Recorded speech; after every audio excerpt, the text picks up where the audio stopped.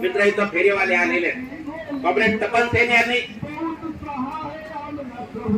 फेरीवाल्यांच्या प्रश्नाचा उल्लेख केला। आज तुम्ही महाराष्ट्रामध्ये काय बघताय?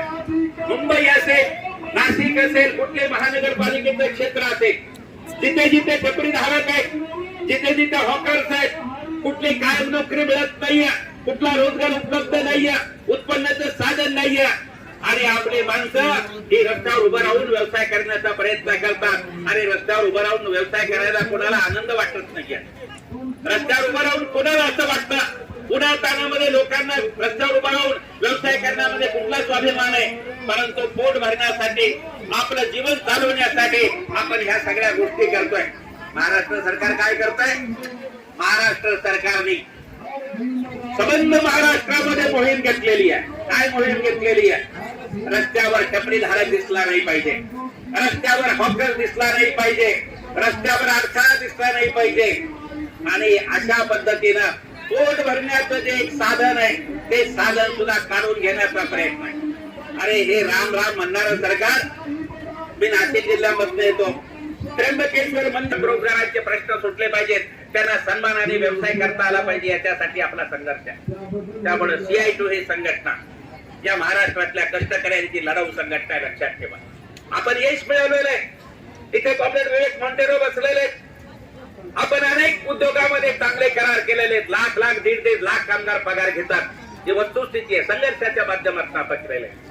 आपण अंगणवाडीचं मानधन वाढवून घेऊ शकलो, आपण आशाचं मानधन वाढवून घेऊ शकलो, आपण हजारो कंत्राटी कामगारांना कायम केले, आपण हजारोच्या संख्येने नगरपालिकेतल्या कंत्राटी कामगारांना कायम केलेलं आहे। आपण कमवलं नाही अशातला भाग नाहीये, प्रत्येक संघर्षातनं आपण कमवलेलं आहे। परंतु आता जे कायदे आलेले आहेत हे कायदे आपल्याला युनियन करू देणार नाही, हे कायदे आपल्याला युनियन चालू देणार नाही। त्या 4 श्रमसंहिता हे कायदे आपल्याला आंदोलन करू देणार नाही। तुम्ही पाहता या 3 दिवसामध्ये काय काय घडलं।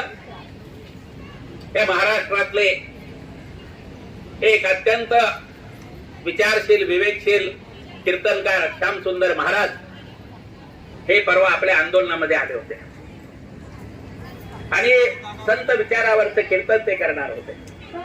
इथे गेटवर पोलिसांनी विना जप्त केला, टाळ जप्त केले, मृदंग जप्त केला आणि त्यांनी सांगितलं की वाद्य तुम्हाला आतमध्ये घेऊन जाता येणार नाही।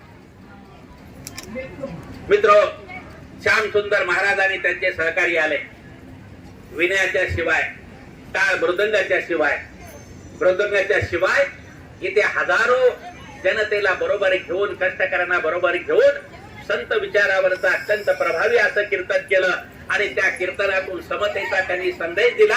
शोषणाच्या विरोधातल्या लढ्याला पाठबळ देण्याचं काम श्याम सुंदर महाराजांनी त्या कीर्तनाच्या माध्यमातून केलं। नीट लक्षात ठेवा। काल शाहीर संभाजी भगत आले होते मित्र, शाहीर त्यांना डफली पाहिजे होती।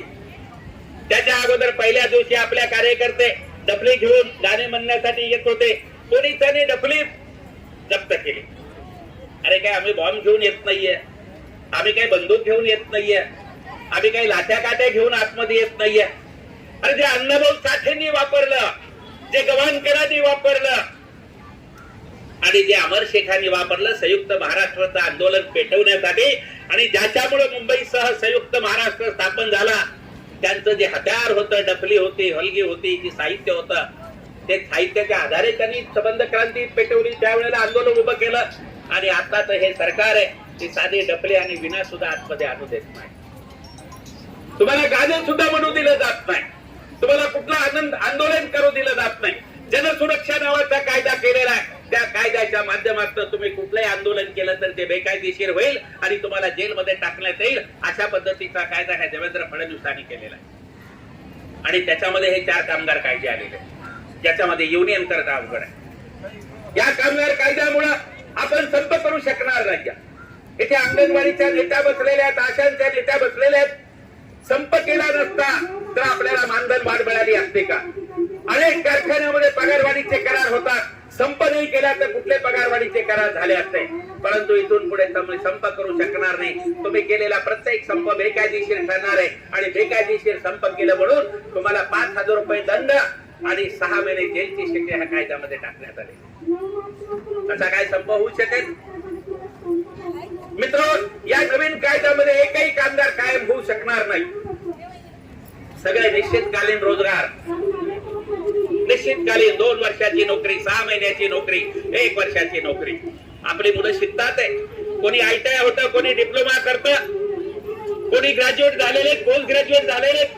या मुलांना नोकरी कशी काय मिळणार, कसल्या प्रकारची नोकरी मिळणार? इथून पुढे कुठली नोकरी कायम स्वरूपी असणार नाहीये. महाराष्ट्र सरकारने निर्णय घेतलेला आहे, इथून पुढे जी नोकरी होईल ते फक्त आउटसोर्स एजन्सीच्या मार्फत, कंत्राटदारामार्फत सरकारी खात्यामध्ये नोकऱ्या दिल्या जातील. कायम नोकरी कुणाला पण दिली जाणार. ही जर परिस्थिती असेल तर महाराष्ट्रातल्या आपल्या करोडो तरुण आणि तरुणांचं भविष्य काय असणार आहे? या महाराष्ट्रामध्ये 2 लाख पद रिक्त आहेत. एका बाजूला लाखो मुलं शिकून ग्रॅज्युएट होऊन सुशिक्षित तरुण नोकरीसाठी फिरतात आहे आणि दुसऱ्या बाजूला 2 लाख पद रिक्त आहेत. देशामध्ये 25 लाख पद रिक्त आहेत आणि इथं बेरोजगार तरुणांना काम नाही परिस्थिती. आज कामगार वर्गाचं रोजचं उत्पन्न कमी होत चाललेलं आहे आणि हे कमी उत्पन्नामध्ये घर कसं चालवायचं हा प्रश्न सोडवलाय. त्याच्यामध्ये महागाई वाढत चाललेली आहे, पेट्रोल डिझेलचे भाव वाढत चाललेले आहेत, अन्नधान्याचे भाव वाढत चालले, भाजी आणि दूध वाढत चाललेले, घराच्या किमती वाढत चाललेले, घराची भाडं वाढत चाललेली. कशा पद्धतीनं जगायचं, असंघटित क्षेत्रातल्या कामगारांनी कसं जगायचं, योजना कर्मचाऱ्यांनी 10-12 हजारामध्ये घर कसं चालवायचं, बिडी कामगारांनी 5-6 हजारामध्ये घर कसं चालवायचं, टपरी धारकांनी कसं जीवन जगायचं हा प्रश्न आहे. आणि म्हणून हे सगळे प्रश्न घेऊन आज आपण इथं आलेलो आहे. आणि म्हणून मित्रांनो, की आपण ज्या मागण्या केलेल्या आहेत ते सर्व प्रकारचे नॉन परमनंट कामगार आहेत, कंत्राटी कामगार आहेत, योजना कर्मचारी आहेत, जे वर्षानुवर्ष काम करतात आहे, त्यांना कायम केलं पाहिजे. हा निर्णय महाराष्ट्र सरकारने घेतला पाहिजे. हा मुद्दा, कामगारांचं किमान वेतन निश्चित केलं पाहिजे. कमीत कमी 30,000 रुपये महिन्याला किमान वेतन कामगारांना मिळालं पाहिजे, तरच तो जगू शकतो. आणि म्हणून कायद्याने 30,000 रुपये किमान वेतन निश्चित करा ही मागणी घेऊन आपण हे संघर्ष करतोय. असंघटित कामगारांना सामाजिक सुरक्षा आणि कल्याणकारी योजना लागू केल्या पाहिजेत, याच्यासाठी आपण हे आंदोलन करतो. बांधकाम मंडळामध्ये प्रचंड भ्रष्टाचार आहे. 22,000 कोटी रुपये जमा झाले होते. समजलं का? पैशाची वाट लावण्याचं काम या भारतीय जनता पार्टीच्या कामगार मंत्र्यांनी केलं. मध्यान्ह भोजन योजनेत भ्रष्टाचार, किट वाटपामध्ये भ्रष्टाचार, भांडी वाटपामध्ये भ्रष्टाचार, 22,000 कोटी रुपयाचा तुकडा करण्याचं काम ह्या सरकारने केलं. हा भ्रष्टाचार निपटून काढला पाहिजे आणि यांचेच मंत्री, यांचेच आमदार, यांचेच ठेकेदार, त्यांनी जी लूट केलेली आहे त्यांच्यावर फौजदारी गुन्हे दाखल केले पाहिजेत. हे भूमिका घेऊन आपलं हे संघर्ष चालू मित्र फेरीवाल्यांना सन्मानाने त्यांना जे लायसन्स दिलेले आहेत त्या लायसन्सच्या आधारे कुठलाही त्रास न देता त्यांना व्यवसाय करायला दिला पाहिजे. बिडी कामगार असतील, यंत्रमाग कामगार असतील, घर कामगार असतील, हा जो असंघटित कामगार वर्ग आहे त्यांच्या सामाजिक सुरक्षा आणि वेतनाची निश्चिती केली पाहिजे. हे मुख्य मुद्दे घेऊन आपण त्यामध्ये लढतो. मित्रांनो, या प्रश्नाचं गांभीर्य आपल्या सगळ्या पदाधिकाऱ्यांनी, कार्यकर्त्यांनी लक्षात घेतलं पाहिजे.